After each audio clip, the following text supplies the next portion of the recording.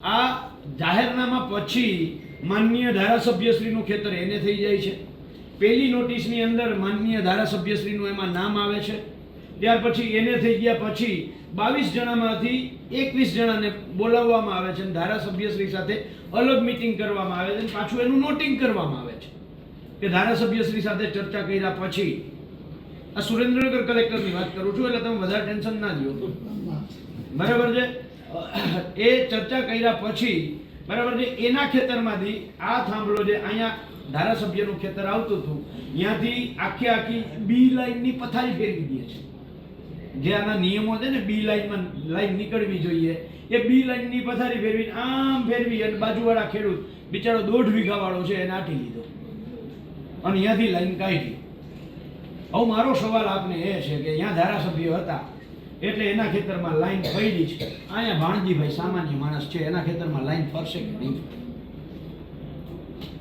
હા તમારે એક ભાણજીભાઈ તમારે બોલવાનું ખાલી ભાણજીભાઈ છે સામાન્ય ખેડૂત છે, ધારાસભ્ય તો છે નહીં, બરાબર છે। તો હવે એના ખેતરમાં લાઈન આવે છે, આ લાઈન ફરશે કે નહીં ફરે એ મને કહો। જો રાજ્ય સરકારના નિયમો સરખા હોય, માનનીય કલેક્ટર શ્રી અમે તમને સરકાર જ સમજીએ છીએ, તો સુરેન્દ્રનગરમાં કાયદો અલગ ધારાસભ્ય માટે અને મારા ભાણજીભાઈ માટે અલગ કાયદો શું કામ? આ લાઈન ફરવી જોઈએ, ભાણજીભાઈના ખેતરમાં લાઈન ન આવવી જોઈએ અને ભાણજીભાઈના ખેતરમાં લાઈન નાખવી હોય તો તમારા ઉર્જા મંત્રીને કયો પેલા પ્રકાશ વરમોરાના ખેતરમાં લાઈન નાખે। એનું ખેતર બિનખેતી થવાને પાત્ર જ નથી, રિવિઝનમાં લે। એનું ખેતર બિનખેતી થવાને પાત્ર જ નથી, જાહેરનામું આવી ગયા પછી અને થયું છે અને આનું ખેતર તો જાહેરનામા પહેલા બિનખેતી થયેલું છે। સરકારનો નિયમ બધા માટે સમાન હોય છે। સરકાર એટલું પારદર્શિકતાથી કામ કરતી હોય છે। ઘણા લોકો સસ્તી પ્રસિદ્ધિ માટે, પોતાના અંગત એજન્ડા માટે ગુજરાતનું અને મોરબી આવી અને મોરબીનું વાતાવરણ દોડવા માટે કોઈ ધડ માથા વગરની વાત કરી અને વિષયને જુદી રીતે મૂકતા હોય છે। મેં પણ વિડીયો જોયો। હવે વિડીયોમાં એવું કહે છે કે ધારાસભ્યએ એની જમીન બિનખેતી કરી નાખી અને પછી પાવર ગ્રીડની લાઈન હતી એની નોટિસ બંધ થઈ ગઈ। અરે પાવર ગ્રીડ કેન્દ્રની કંપની છે, વિકાસનું એટલું શ્રેષ્ઠ કાર્ય થઈ રહ્યું છે ત્યારે પાવર ગ્રીડની લાઈનો બધી જગ્યાએ નીકળતી હોય અને એના ભાગરૂપે ગમે એના ખેડૂતોમાં નીકળે તો ખેડૂત રહ્યો ભાજપ કોંગ્રેસનો ન હોય, ગુજરાતનો જ હોય। મારી પણ જમીન છે, મારી જમીનમાં 31/5 બધા ખેડૂતો 21 ખેડૂતોને નોટિસ આપી, એ પૈકીની મને પણ નોટિસ મળી છે। એ એવું કે પાવર ગ્રીડે 20ને નોટિસ આપી ને ધારાસભ્યને આપી એટલે ધારાસભ્યને નોટિસ મળે। અને બીજું, હવે હું તમને સરકાર એટલી ટ્રાન્સપરન્સીથી કામ કરી રહી છે। આજે કોઈ ખેડૂતની જમીનમાંથી લાઈન નીકળે તો એ લાઈનની નીચે તમે બાંધકામ ન કરી શકતા હોય, બાકીની જમીનને તમે બિનખેતી કરી શકો, તમે એનો બધો ઉપયોગ કરી શકો। આ ખેડૂતને ગુમરાહ કરવાની વાત છે। લાઈન નીકળવાથી હું ખેડૂત મિત્રોને કહું છું કે આપણા ખેતરમાંથી લાઈન નીકળે તો લાઈન પૂરતી જ જમીન મૂકવાની હોય છે, બાકીની જમીનને તમે બિનખેતી કરી શકો, એનો બધો ઉપયોગ કરી શકો। મારી જગ્યામાં મકાનો રોડ ટચની જગ્યા છે, આમાં મકાનના કામ ચાલુ બની રહ્યા છે અને મારા ખેતરમાંથી જ લાઈન નીકળવાની છે અને આ લાઈનનો કંઈ બીજો વિષય નથી। અચ્છા, મોરબીના ખેડૂતો રહ્યા જેને બીજાને ભરમાવે કે તમારું બિનખેતી છે અને સરકાર લાઈન કાઢે, એટલે સરકારને જરૂર પડે ત્યારે સરકાર ગમે ત્યાંથી લાઈન કાઢતી હોય છે। અને આપણે પણ જ્યારે પાલભાઈ આંબલિયા, લાલજીભાઈ દેસાઈ, જિગ્નેશભાઈ મેવાણી આપણને ભગવાને જે સમજણ આપી હોય તો આપણે શું કરાય, વિષયને સાચી રીતે મુકાય, ખોટી રીતે ગુમરાહ ન કરાય।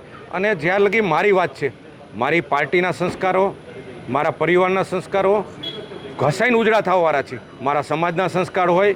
મારે અત્યારે મને એમ કે તમે આમાં કર્યું એટલે ભાઈ 25 લાખ 30 લાખ માટે હું પ્રતિષ્ઠિત માણસ છું કે હું 25 લાખ 30 લાખ માટે આ કરું એટલું ન હોય। હમણાં ખેડૂત હોય, ભાજપનો હોય, કોંગ્રેસનો હોય, નુકસાન આવ્યું હોય તો દરેકનો હક હોય છે।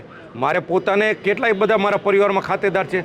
મારા કાર્યકર્તાને પણ હમણાં 44,000નું વળતર હતું ને, તો મેં કીધું કે નુકસાન ગયું હોય તો ઈશ્વર આપણને ઘણું દીધું હોય, સરકારે દીધું એની ઉદારતા આપણે ફોર્મ ન ભરાય. તો મારા કાર્યકર્તાઓને સમજાય નહીં, કેટલાય બધા કાર્યકર્તાને નુકસાન હતું ને ન લીધા. તો ક્યાંક કોઈ તમે ધારાસભ્ય હોય કે ભાજપના કાર્યકર્તા કોઈ ગુનો નથી, હું સક્ષમ છું, એટલે મને જે પણ વળતર મળતું હોય એમાંથી વધુ દાન કરતો હોય છું.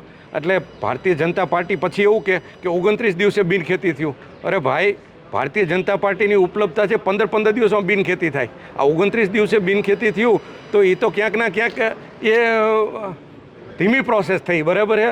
એટલે એવું ક્યાંય કંઈ હોતું નથી.